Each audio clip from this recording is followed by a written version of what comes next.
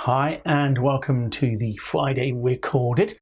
We're still on opening the bidding. Where am I? I'm up in Alnwick. Yes, the top of England or the bottom of Scotland, whichever you prefer. It's just obviously in England though. Yes, hopefully I'll have a mixture of English and Scottish there and I'll be enjoying it. What happened was I headed up on Wednesday. The event's Thursday, Friday, Saturday, so I should be back tomorrow evening quite late. And then we'll have a normal week next week, I hope. Finishing off or getting towards the end of Agreedober, don't forget. So in the month of October, we focus on duplicate bridge and those extra 10, 20 points you can get, which make all the difference. And of course, the topic is part score play. So do send in your hands. And of course, send in your hands for the opening bid as well. We haven't got too much longer. I'm actually looking at example hands today. But what we will see is next week, I am going to look at wild hands.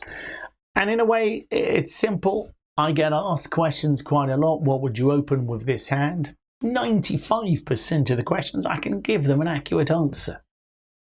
However, there are a certain number of hands where it's going to depend on your mood. Okay, so you'll have a sort of big hand in some ways, but also a preemptive hand. And it's quite interesting how you decide what you think about them. So if you've had any of those hands, please do send them in, but we'll have a look at some of those next week. And then I think it's the 1st of November. We're having that Friday off. That's a sort of half-termy thing. And then we'll start a new topic. I haven't decided what that is yet, so do send in your thoughts on that. I'd be interested to know what you would like. And so we'll have the usual suspects today. Bidding quiz, which we look at similar on a theme, as it were, and we look at after the seminar. We've got 3 hands that have been sent in that we're going to look at today. And then also we have the 5-level decision at the end. So have a look at this bidding quiz, see what you think. No opposition bidding here, so it's, I hope, relatively easy for you, as it were. So have a think. It's pass, pass, pass, and it's your bid. I think that's quite an interesting one. Pass, pass, pass. Nobody's vulnerable. We looked at this last week and we said, and I will remind you before I move on to the example hands, that the most important thing when you're opening a 4th in hand is you only open if you think you can get a positive score. Because otherwise, take the 0. Does that make sense? So it's up to you, see what you think, but it's gone pass, pass, pass, and it's your bid. Okay, let's get to, well, usually I do a PowerPoint and I say opening the bidding, la-di-da, but all I've got here is the word examples, and there's a good reason for that, because we are going to look at example hands. So, we've been looking at all sorts of opening bids, and I wanted all sorts of opening hands. Most of them are going to be more ordinary ones. We're not looking at the cusp, as it were, between strong and weak. This time we're looking at, should we open or not? Roger sent in a great hand, I have to say. And I'll tell you what his decision was. Here it is. Nobody's vulnerable. And I'm showing you the 3rd in hand. So it's going to be dealer West. And then, after we've looked at this, we will look at Roger's hand. And his hand was in the 4th seat. And we'll see. So the question is, should you bid? Well, it's gone pass, pass to you. And I have to say, how far are you away from opening bid? Quite a long way. But we said 3rd in hand. What we would do is we would consider opening if, 1, we have a good suit and we think we know what the best lead is, and 2, if we think our bid will be disruptive to the opponents. The other thing to remember is that you do not need to plan a rebid in the same way. Because your partner is a passed hand, you are allowed to pass what he bids. So, if you open a spade, if you choose to do that, do you think that's the best lead? I think it's not unreasonable to think it's likely to be a pretty good lead here. Let's say they're playing no trumps or even in some kind of suit. I think it's, you know, you'd feel 80% of the time a spade lead is probably right. So I quite like it for that. Is it going to disrupt? Yes, because we love spades. They get in the way. And how do you cope with your partner's response? Well, here, 2 clubs, 1 no trump, I'll pass. 2 clubs, I will pass. Again, don't forget, I can pass 2 clubs. I know it shows 10 or 11 points, but I know that's all it shows because partner opened with a pass. And so I am allowed to pass that. 2 diamonds is awkward. I think over 2 diamonds, I'd probably rebid 2 spades, but over 2 clubs and 2 hearts, I will happily pass partner's response, particularly 2 hearts. Okay, I think over 2 diamonds, I would choose to rebid 2 spades here. Okay, and I don't mind that. I'm ace, queen, 9, 8 for 5. It's quite a nice spade suit. Not only that, it's third in hand and partner. I'm allowed to do what I want, basically. But the main, there's 2 reasons. The main reasons for me for bidding here are get in the way, okay, and lead, you know, and I think that's enough. So I'm now going to change us to west as well. So bear with me. So what I'm going to do here is I'm just going to pass. So that for me is wrong. Oops, that's not what was supposed to happen. So let's go back. Let's just go back. So I'm going to just start that again. And I meant to take south over, didn't I? Yeah, that's what I meant. So let's do it again. So it goes pass, which it did, and I said that East should bid a spade as far as I'm concerned. But if East does pass, what should South do? Well, and this, I think, this is why I like the hand so much, because Roger was confronted with this problem, wondering what he should do. So you're last to bid. And the key was, what we said last week was, use the rule of 15 or guideline of 15. Remind yourself what that is. Well, when you're 4th in hand and your pass can end the auction, then if you have an ordinary hand, then you add your points to your spades. Now that's interesting, the term ordinary hand. I'm not even sure I used that last week. The key here, and we're going to see on the last example hand we got, which was sent in from Brian, that maybe if you've got a slightly extraordinary hand with a bit of shape, you should just consider the playing strength of your hand. Here, with a balanced hand, spades win. If you really want to open the bidding, it would have to be 1 no trump, because that might keep the opponents out. So if you felt you wanted to open the bidding, but what I said, and again, if you remember back to last week, I said with 12 points and a balanced hand, with 12 points and 2 spades, I might choose to open 1 no trump.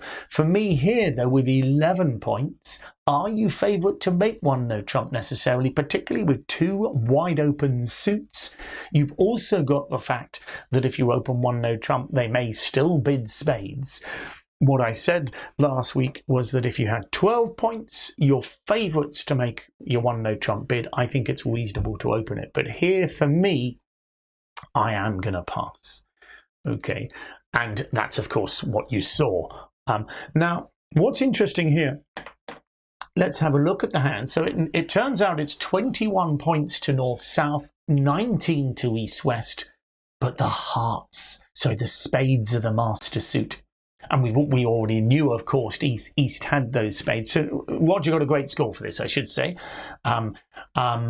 So East had made a mistake against him, because I think East probably should have bid, but South made the right bid. And so I think a really interesting hand here, because it had both a third in hand decision, and because the third in hand decided to pass, it gave the 4th in hand.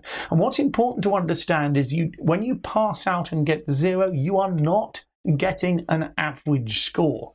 Here, the pass out ended up getting a really good score for north-south, because east-west could make a spade part score. Let's look at a couple of options. If it goes one spade, let me just quickly see how we think it might go. Okay, so if I open, let's just get going again. So, so clearly it goes pass. Just got to take control of everybody. It goes pass. I think you're happy with that. 9 points and then a horrible 10 count. When it goes one spade, I think it'll go double from south. I think, okay, it's only 11 points, but I think it's not unreasonable with everybody else passing, maybe to try and get in the auction. So I think double from south is reasonable. What would you bid with the West hand now? Ooh, that's tricky. I don't think you need to be bidding 2 diamonds at any point in this auction. Redouble is okay. 2 spades is okay. I quite like to just bid 2 spades in this auction, and then I think it may well go pass. Would you bid again? I think that might be enough for south. You know, double will work here. 3 clubs is where you want to get to. But the key here is, I think 2 spades is always going to make. I think you're going to manage a club ruff, or you're going to manage to establish diamonds. Playing against clubs, it's interesting. I think that you're going to go 1 down in 3 clubs, but it's really tight, these hands. So I think Declare is likely to lose the ace of diamonds. 2 heart tricks. As you know, clearly, if North South play them themselves, you're likely to finesse the 10. So I think you're going to lose 2 spades, 2 hearts, and a diamond and go off if you manage to compete. So if East bids a spade, I think you should get to the right contract, which is 2 spades. If South chooses a no trump or any other bid, I think East-West will still finish in spades. So 1 no trump pass. I would probably bid 2 spades with the East hand there. I'd have preferred to open 1 spade third in hand, but 2 spades seems reasonable when you're the last bidder over 1 no trump, because you don't expect a spade lead. Interestingly, even if you pass 1 no trump out, I think you should still make 7 tricks. I think, you know, Declarer has to develop tricks anyway, so you would have thought that the most you're ever going to make on a diamond lead, you've got 4 club tricks, a diamond, maybe you make a heart, but I think by the time you try to establish another trick, the defence should have found 5 spades and 2 aces. So if South did the right decision to pass, but I think East made the wrong decision to pass, if that makes sense. Okay, let's move on to the next one. I'm just going to get the configuration that I want, if that's okay. So let's do it like that. And we're just going to move on to the next hand. This was sent in from Hiroko. So thank you, Hiroko. This is her hand, and she was the opening bidder. So what do you think with this one? This is a question of hindsight, of course, but for me it's not. I mean, for me, if I open, I'm going to open. First of all, if I have 13, I open. So I'm prepared to downgrade by a point on some hands. Not that I would with this hand, because you've got a 5-card suit, however bad. It is a positive thing, but I'm never going to be able to downgrade 13 to 11. And so here I am opening the bidding. It's a choice of what do I open with. I don't like opening my second longest suit. So I never like opening the bidding here 1 diamond and then bidding 2 clubs. However, do I think opening 1 diamond and rebidding 2 clubs is better than opening 1 club, rebidding 2 clubs? It's tricky, isn't it? Because for me, that's the key. If you open a club here, 80% of the time, I'd say maybe even more, your partner's going to respond in a major, or maybe the opponent will overcall in a major. That's better for you. But if your partner responds 1 heart or 1 spade, what is your rebid? And that's what you've got to decide. And for me, you haven't got a sensible one. Remember, we do not like rebidding in the 2 of a suit above our first bid suit. So if you open 1 club, 2 clubs is your barrier. So if you bid above that, So if you bid 2 diamonds, you are showing a stronger type of hand, 16 or more points. So that cannot be my plan. 1 diamond followed by 2 clubs. As I say, I do not like lying about my lengths. I think it's maybe better than opening 1 club followed by 2 clubs though. So I have some sympathy. For me though, I'm probably going to tell the lie of opening 1 no trump. Okay, so the key here is I feel that opening 1 club followed by 2 clubs is a lie. Although it's not, in theory, it feels like a lie. So I would feel every way you open the bidding on this hand is going to be a subtle lie. I think 1 no trump is the easiest because it gets across your what we call semi-balanced, and obviously one of the double turns is pretty powerful. So for me, it would be 1 no trump. And what's interesting is it gets exotic after that. So we'll stick with this hand. It goes 1 no trump double. Redouble is to play. So your partner's showing a nice hand. 2 spades from north. Doubles for me are penalties. I only double with length though, so I would pass 2 spades here. Okay, remember I've shown my hand. Partner's in charge. Partner's double is for penalties. So redouble is a strong redouble. Oh my goodness. Okay, so partner's double for penalties. North has now bid 3 diamonds. Wow. So we will double that. So they're going high here. Well, I think that's probably enough bidding for the moment, as it were. And we finish in 3 hearts doubled. Let's open up the hand and see what the hands were. And I'll show you what the auction was at the table. So poor old, you can see what happened when 1 no trump double from south. I quite like double from south. He's got a good 6-card suit. He's got 14 points. It's a strong hand, and all strong hands for me, good 15s or better, I double with, and that looks like a good 15. Unfortunately, partner has a near Yarborough. He's got the 10 of clubs to be not a Yarborough, as it were, but clearly north is horrible. And of course it goes double, and north feels, well, I've got a 5-card spade suit, I've got to bid it, but of course that takes south out of his comfort zone, because south has wanted to rebid 2 hearts to get out. But anyway, in the end they get out into 3 hearts. It takes accurate defence, but accurate defence should manage to take that 3 off for 800. Now, what do I mean by accurate defence? Well, what I mean is that the defence must never play diamonds. Because can you see that if the defence are careful, I don't think North can ever get the lead. Let me just show you what I mean. So let's say we lead the ace of clubs, which is what we probably would. I think we'll switch from that because we can see dominant, and we'll switch to a trump. Okay, now that's to try and stop Declarer roughing a club. Okay, now you might think, well, why does he want to rough a club? He wants to rough a club to get there. Now, this Declarer has given up on getting to dummy. I would have played another club there if I was south, and that puts the pressure on. And I just wanted to show you that. So let me just show you what I mean, because this is going to show you a little signal. Which is quite crucial.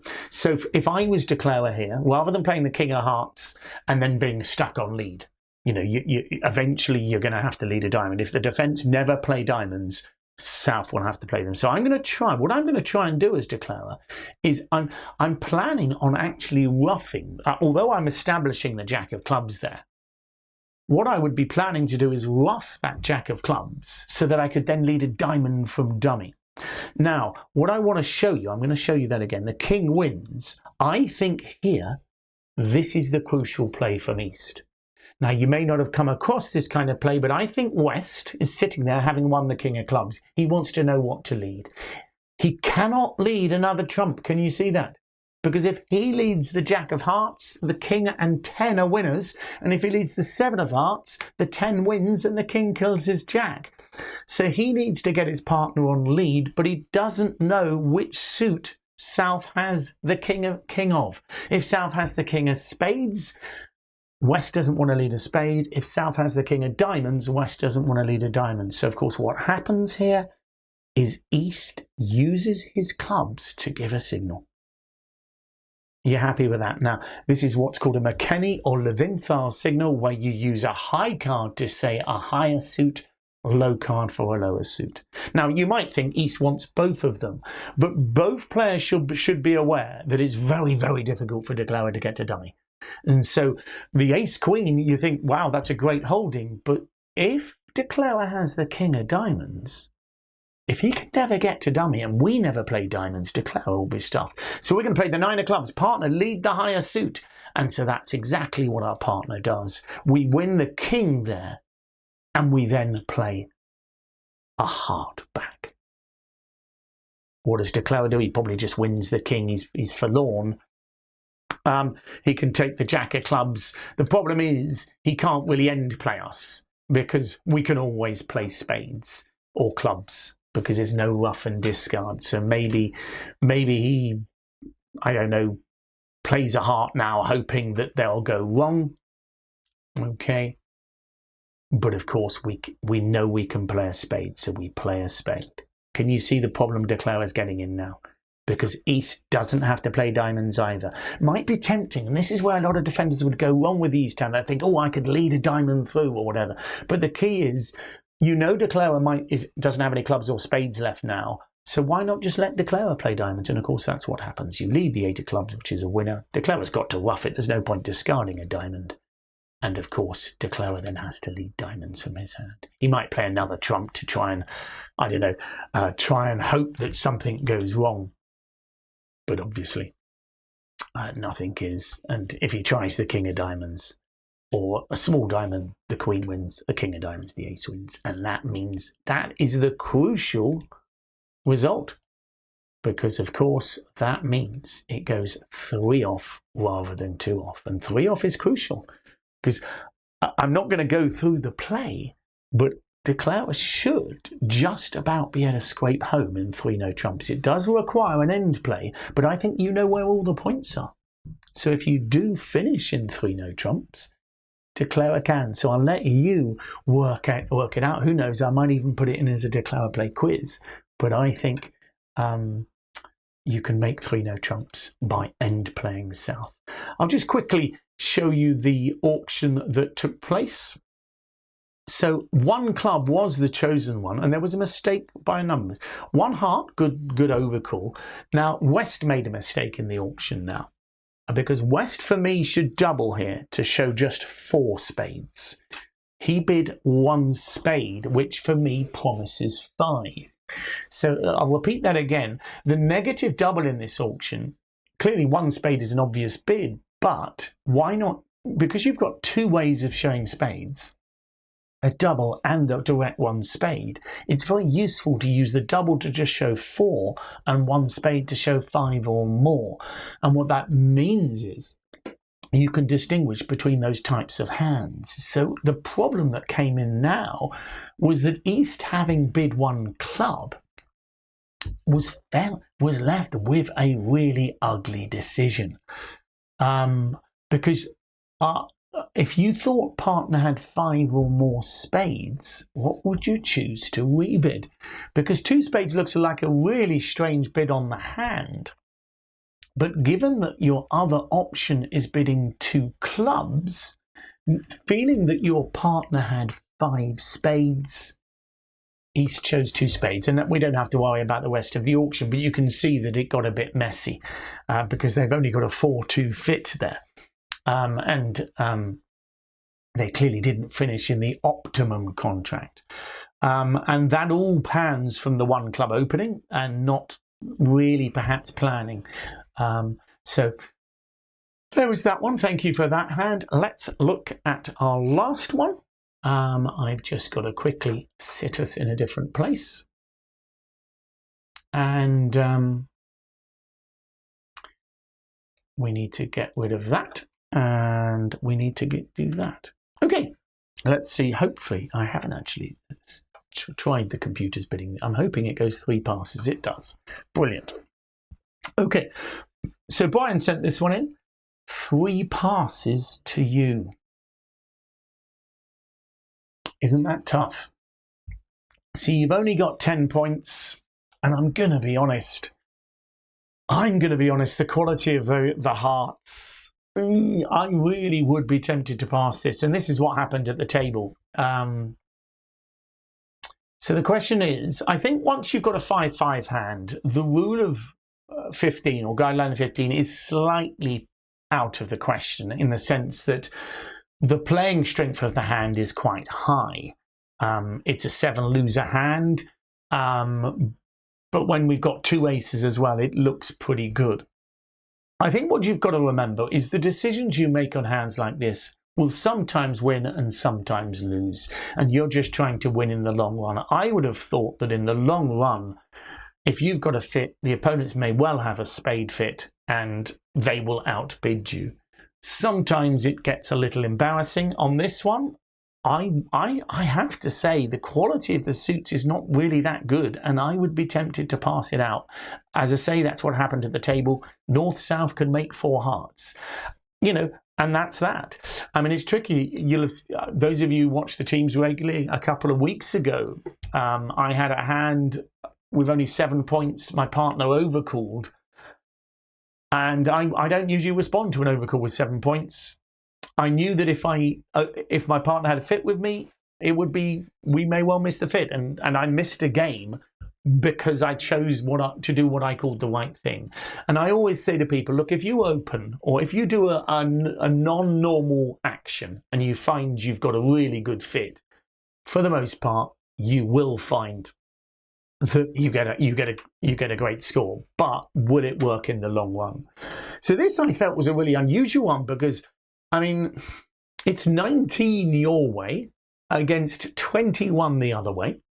They've got the spades, and yet it turns out that North-South can make the game and East-West can't. So, I mean, obviously it's because we've got a 10-card fit, but I think it's pretty unlikely. I mean, it's a pretty exceptional hand. I mean, look at the hearts in the East-West hand. So 6 of the East-West points are in the King, Queen, Jack of hearts. You know, so, you know, you could have put the King, Queen, Jack in the South hand, and then you'd find maybe, and then I'd shift the Ace and King of spades to the others, and you'd find 4 spades would make as well as 4 hearts. On this hand, though, I think if you do open the bidding with the North hand, both sides will get involved. Well, they may not. In fact, it might simply go 1 heart. I mean, if you choose 1 heart, it may simply go 1 heart, 2 clubs, 4 hearts, to be honest. I've got the opponent's bidding there. I'll take control. But I mean, I will just, because for me, I would be very tempted just to bid 4 hearts there. I suppose maybe South was feeling it was a stronger hand, and it is maybe quite strong. But I would have thought that's the practical bid, and I think 4 hearts would probably win the auction, and that would be the end of that. As I say, I just think in the long run you are going to find that that 1 heart isn't the winning option, but it is hard when you open up the Traveller. I think a lot of people will have passed this, but when you open up the Traveller and you see, oh my goodness, wow, everybody else is in 4 hearts. A lot of people might open the East hand there. So that's 11 points in a 6-card suit. You cut the Queen in half, so it's 10 points. But it's a pretty good club suit there. It's borderline. And so I think passing is perfectly reasonable. If you do open a club, it's likely to go a club pass a spade. And North may well, I think, do a 2-suited overcall here. And if he does, again, they're going to bid to 4 hearts. And so I don't think it's necessarily a 4th hand opening bid that gets you to 4 hearts. It's someone else opening the bidding. For me, the auction, as I say, would have gone pass, pass, pass, pass. Or 1 club, auction continues. 1 club, pass, 1 spade. And depending on your preferred way of showing a 2-suiter, assuming it's a natural club, you could go a club, pass, 1 spade, 2 clubs with the North hand to show 2 suits. And if you show 5-5, which you should do, South can jump to 4 hearts. And then if they bid to 4 spades, South can double that. And as you can see, even if you only make 4 tricks, you are going to make 4 tricks. But you would have thought South should be able to get a diamond ruff at some point in 4 spades. And so 4 spades doubled would go a couple off for 500. That's your top score. But, you know, interesting. And I mean, I think the key to remember with all of these hands is your job is to try and come up with an answer that is going to give you the best result most of the time. We all know bridge, and you can do the perfect bidding and the perfect plan for the play. But if everything is wrong, you're in 6 hearts. You've got 3 finesses. As long as one of them works, you make, shall we say, or something like that. That doesn't really make too much sense, but you know what I mean. You've got a lot of chances, but every single one goes down, and that's hard. Bridge is a hard game like that. And I tell you what, teaching bridge is hard as well, because you can teach people to do the right thing, and the first hand that comes up in random play is one of the exceptions to the rule. And that is why, of course, I like the word guideline, because almost all of the rules in bridge have multiple exceptions. I like to use a rule when I want you to follow it 90% of the time. For me, a guideline is actually when half the time you should use it and half the time not. And that's why I like the guideline of 20 for opening bids, because for me, when you add your length in your suits and the number of high card points and get to 20, don't forget the first 2 suits. So if you're 5-5 and you've got 10 points, actually half of the time when you're 5-5 with 10 points, you probably shouldn't open. You know, because if the suits are not good quality, you shouldn't be opening. It's all about looking at your hand. So the guideline of 20 suggests when you should think about opening light. That's the key. So, because opening with 10 points is unusual. So thank you so much for sending those in. I thought there were some really nice hands, particularly Rogers. I love it when there's 2 decisions to make, the third in hand decision and the 4th in hand. Let's take ourselves back to that bidding quiz. Now, bear in mind that, you know, I'm going to give you the answer I would give at the table, but you don't have to bid this way. Okay, so for me, I think it's not unreasonable to expect to make 3 clubs. Okay, and therefore, 4th in hand, that's exactly what I'd open. Because if I think I can make 3 clubs, now, maybe 1 in 10 times you'll make 3 no trumps, but you're never going to know. And the point is, if you take your time in this auction, someone is going to bid a major. Now, your partner probably has 1 major, but will your partner have both? The difficulty with opening 3 clubs here is the opponents might manage to get in, but will they make a contract at the 3 level, and will they be willing to risk it? I think most of the time 3 clubs is going to make. I'd say that's a 90% of the time one. I mean, you could easily be making 8 tricks in your own hand. And remember, you're expecting your partner to have around 9 points. Okay, there's 28 points between the 3 opponents, and none of them have opened the bidding. You're happy with that. So give your partner a smattering of points, you know, and surely you're going to make another trick or 2 from him. I just don't see a game being very likely at all. And I don't want to open 1 club and then rebid, etc., because all you're going to do is allow your opponents to work out exactly what they should do.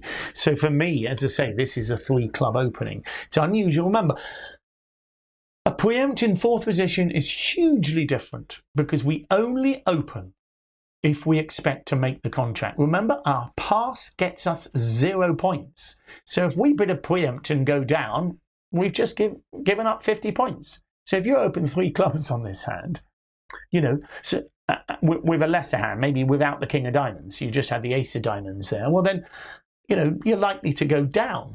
That doesn't make much sense. Whereas here, you know, you've got a bit of extra strength, of course. You've got 12 points. It's too strong for a normal preempt. But a preempt in 4th position is saying, partner, I expect to make. And it would almost always show 7 clubs, but it would show some strength outside.